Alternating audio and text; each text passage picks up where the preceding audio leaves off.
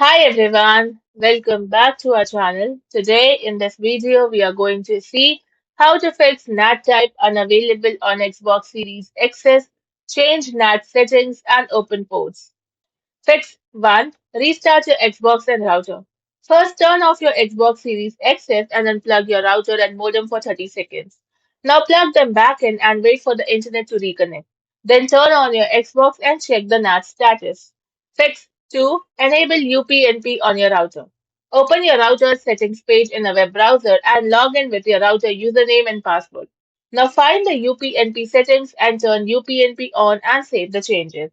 Then restart the router and Xbox. Fix 3. Clear alternate MAC address. Open settings, then go to general. Now go to network settings. From there, select advanced settings and choose alternate MAC address. Now select clear and restart the Xbox. Fix 4. Open Xbox ports. Port forwarding. Log into your router settings, then open the port forwarding section. Now forward these Xbox ports.